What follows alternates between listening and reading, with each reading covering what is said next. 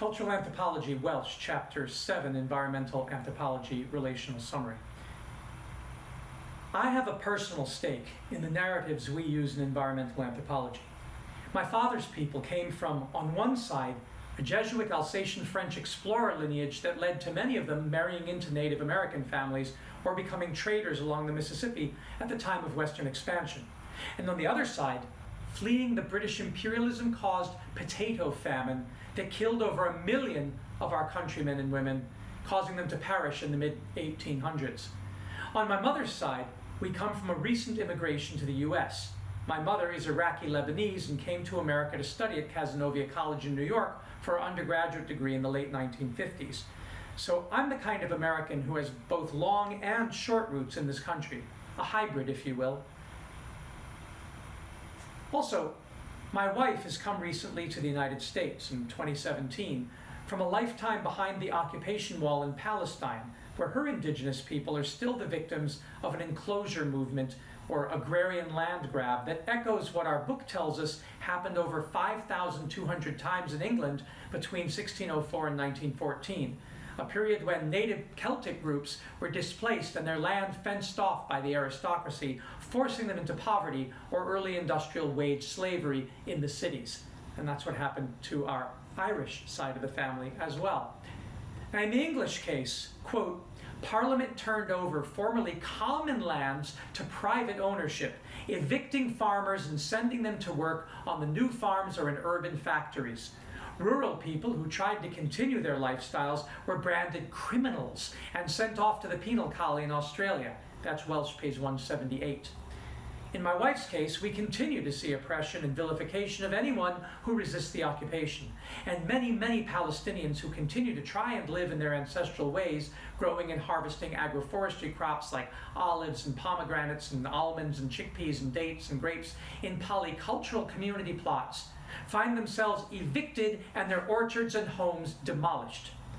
So the ideas in this chapter have particular relevance and resonance to me. One of the things my wife taught me when I was staying with her in Palestine and then later in Israel when she was a graduate student at the Arava Institute of Environmental Studies at Kibbutz Keturah, near the Kibbutz Lotan eco-village, is that there is a lot of tension around the way that non-native Middle Eastern residents or occupiers see the landscape and nature versus the way indigenous Arabs, whether Jewish, Christian, or Muslim, see it. 1, 2, 3, 4. In the colonizer's imagination, anything green is good, and so much money has been poured into establishing forests of non-native pine trees throughout Israel and the occupied territories. Huge fundraising efforts are done in the name of environmentalism in the US and Europe to get trees planted. However, most of these trees hide and displace native agroecological systems that actually kept the land more fertile than the monocrop stands of pine trees. While some of the intuitions driving the colonists' afforestation movements seem laudable, particularly carbon sequestration in the age of climate change, there is an alternative story presented by the indigenous Palestinians themselves who understand and have lived with the local ecology for millennia and whose practices are being erased even as their people are being displaced. Essentially, the landscape is being dressed up to appeal to the imagination of European colonizers the world over, so as to prop up the false narrative used to force the Palestinians into diaspora, the notion that Israel was, quote, a land without a people for a people without a land, end quote. According to the Jewish Virtual Library, this is, quote, one of the most oft-cited phrases in the literature of Zionism, and perhaps also the most problematic. Anti-Zionists cite the phrase as a perfect encapsulation of the fundamental injustice of Zionism, that early Zionists believed Palestine was uninhabited, that they denied and continue to reject the existence of a distinct Palestinian culture, end quote. The problem is that this concept has been used by power holders in the expansion of European culture for centuries, and certainly was a key feature in the English Enclosure Acts that caused such social strife across late medieval and Renaissance Europe, reaching an apogee during the Napoleonic Wars. The result was for the aristocracy and their heirs to view cities to be centers of population and countryside to be the domain of nature, a tendency that played into the hands of those political characters in the priesthood, the government, and the expanding merchant capitalist business regime, who found divorcing man from nature to make it easier for their soldiers and frontline colonizers to exploit both the peoples they found and the lands they occupied. According to Welsh, quote, "The resulting depopulation of the English countries accompanied a shift in how people thought about the landscape. Because the countryside was no longer populated by poor and working people, the wealthy began to idealize it as a place of scenic beauty and leisure." Ego 2004-81. "The connection between landscape appreciation and civilized tastes was born," Welsh says on page 178. Ego, cited in Welsh, confirms in his article, "The Spectacle of Nature in the Global Economy of Appearances, Anthropological Engagements with the Spectacular Mediations of Transnational Conservation," that what we who have adopted or embraced or been forced into the hegemonic European worldview now consider nature or natural is really nothing more than a theatrical simulacrum of what they idealized as landscapes without people, so that Europeans can build vacation homes or go hiking and camping without encountering the peoples from whom they robbed the land. Ego says, quote, "Images become commodities, alienated from the relationships that produced them and consumed in ignorance of the same. As biodiversity, conservation, and capitalism become increasingly intertwined, human environmental relationships are being spectacularized in a proliferating smorgasbord of images and media," end quote, Ego 2004 abstract. Perpetuates environmental injustices, but hides them from view, much as the pine forests of non-native trees in Israel obscures the real history and political ecology of the land. Perhaps the most egregious of the injustices that we as American citizens must do penance for is the wholesale extermination of Native American culture and practice and the resulting environmental catastrophes that came out of those horrible injustices. William Cronin, cited in our text, has made a career of unpacking these issues and is famous for a book he edited called Uncommon Ground, with a seminal essay he wrote titled The Trouble with Wilderness, or Getting Back to the Wrong Nature, Cronin 1995. The essay questions the very notion of wilderness, explaining that the Europeans did not at all come to a land without people, and that what we think of as nature in America was actually the agroecology of the Native American peoples. Quote, "When British settlers arrived on the East Coast, they found a continent abundant with woodlands and wood game and apparently inhabited by few people, and this discovery confirmed for them a sense that America was an unpeopled wilderness," end quote, page 176, Welsh, 2015. Just as they did during the Enclosure Acts of England and later the rest of Europe, and in contemporary times Palestine, the expansionist Europeans needed to create the myth that there are wild places untouched by human beings so they could justify touching them in their heavy-handed way and then claim that any use of the land by the natives was somehow going to spoil nature. The very nature those indigenous peoples had co-created. Quote, "Most Europeans did not realize that this landscape had been created by indigenous resource management systems, which included regular burning of underbrush to keep shrubs and grasses down and support seasonal migration," Cronin 1983. "The intention of these Indian groups was to create environments that were easy to move around and hunt in, though to European eyes they looked like purely natural environments," end quote, Ibid. Now, some of you who regard yourselves as staunch environmentalists or nature lovers, this concept may seem offensive.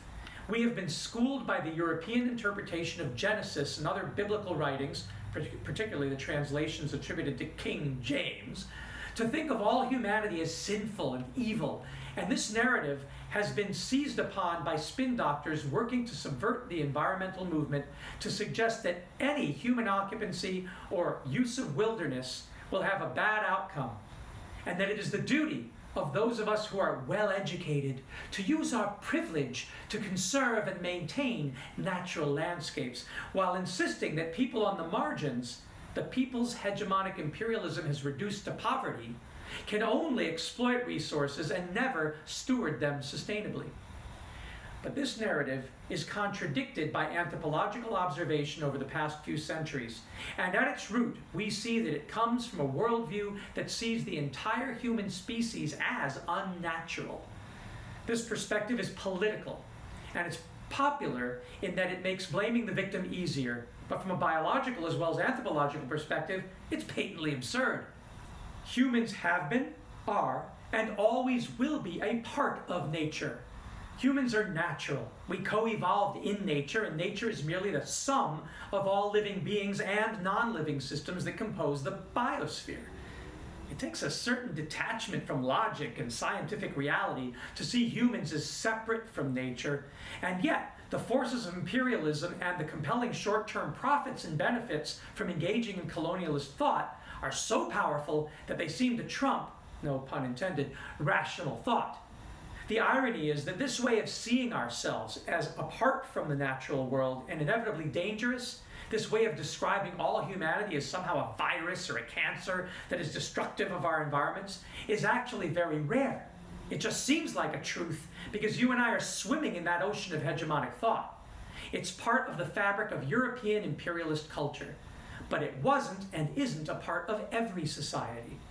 And so, Welsh asks early on in chapter 7 of his book, quote, "Why do some societies have sustainable relations with the natural world, while others seem to be more destructive of their natural environments?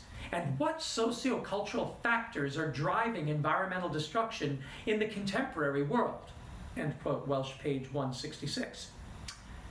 Now, I remember finding a satisfactory answer to that very question in the Disney film version of Farley Mowatt's classic real-life adventure book, Never Cry Wolf, which I went to see in the theater in Boston when it came out during my junior year at Harvard College in 1983.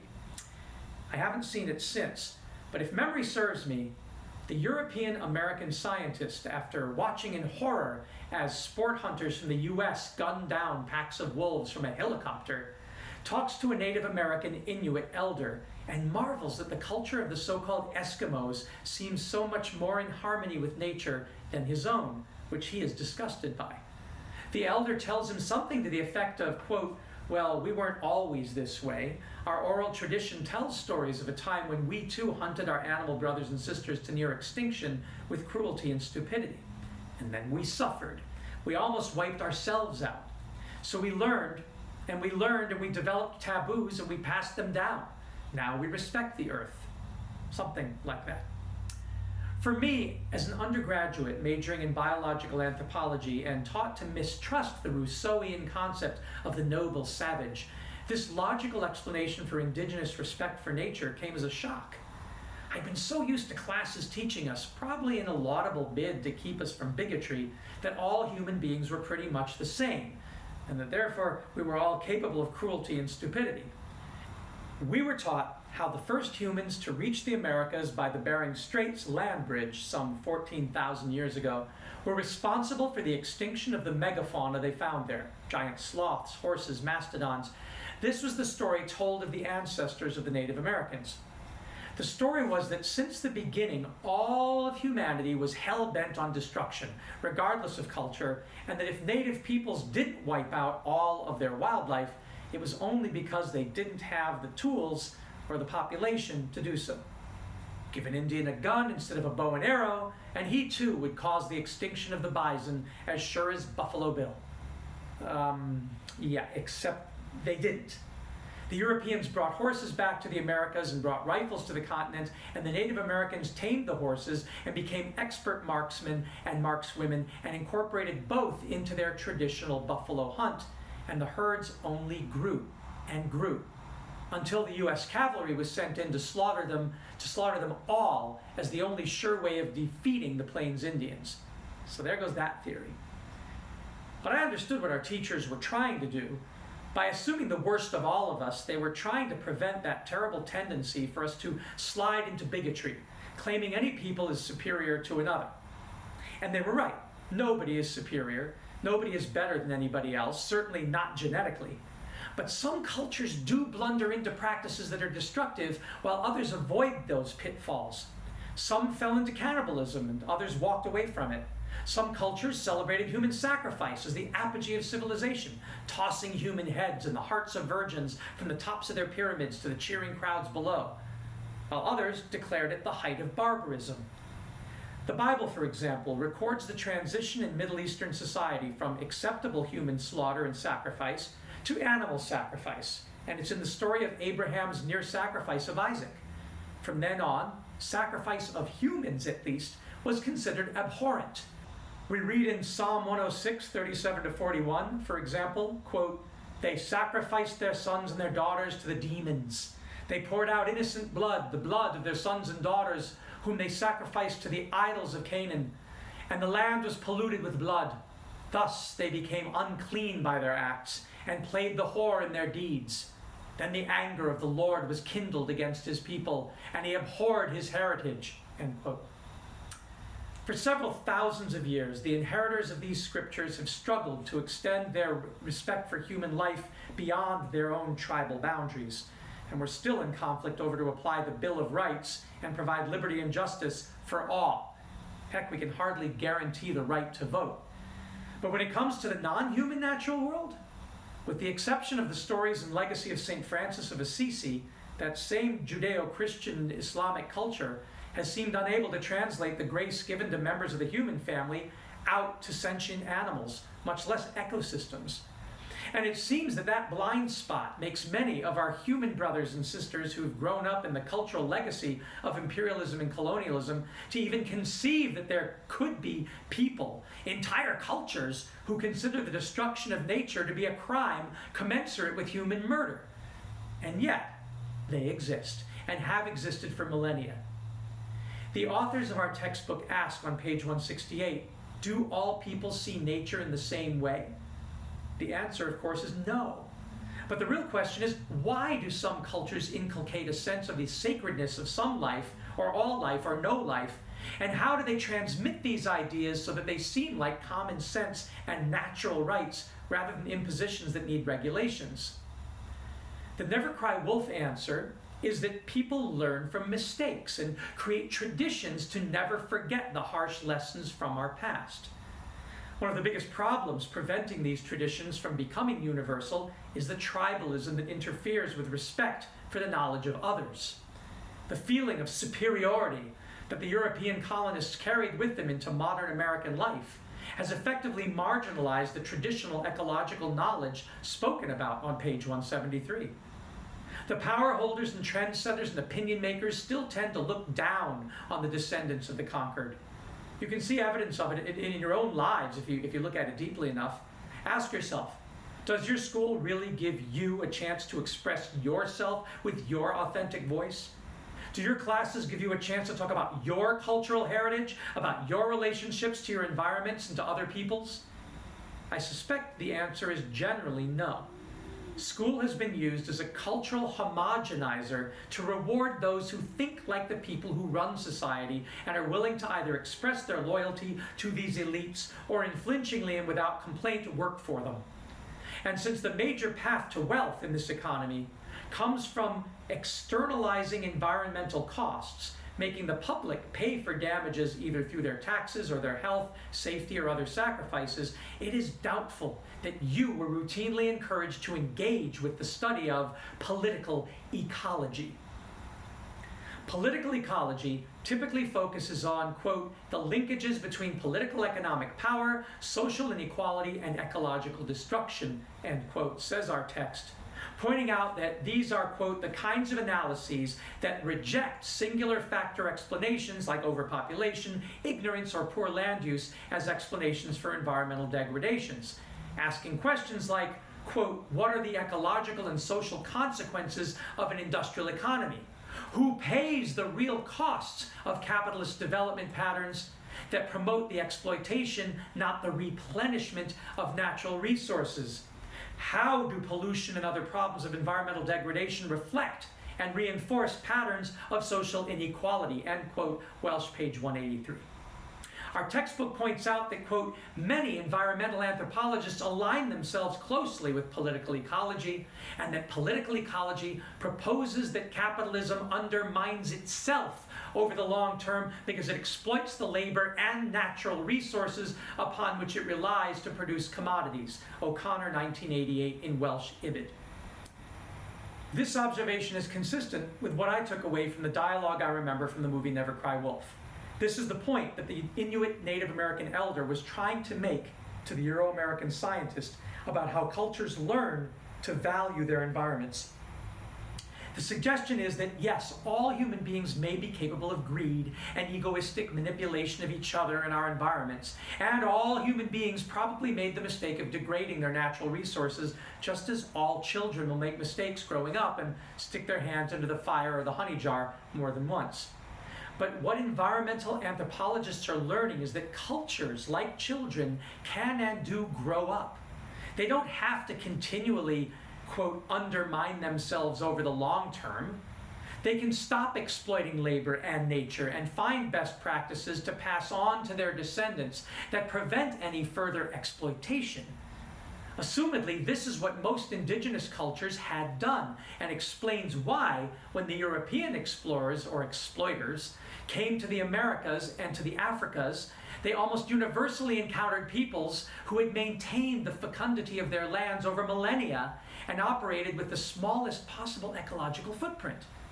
And now evidence is showing that before the Europeans spread devastating diseases like smallpox in the so-called New World, the populations of the indigenous peoples were orders of magnitude higher than what the Europeans encountered.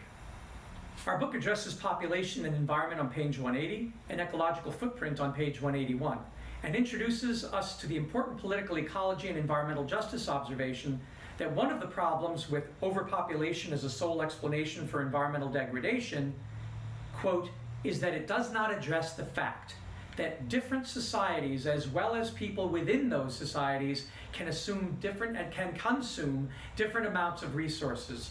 The concept of an ecological footprint addresses this issue by measuring what people consume and the waste they produce. It then calculates the amount of biologically productive land and water area needed to support them. As figure 7.8 demonstrates, people living in industrialized and post-industrial countries such as the United States consume much more than people living in less developed countries such as India.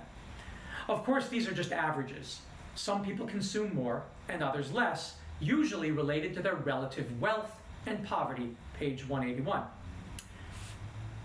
That modern capitalist and socialist and communist cultures have not yet learned how to productively reduce their ecological footprint while maintaining the overall happiness of their people speaks more to the politics they employ and the cultural mechanisms they use than to the overall productive potential of nature.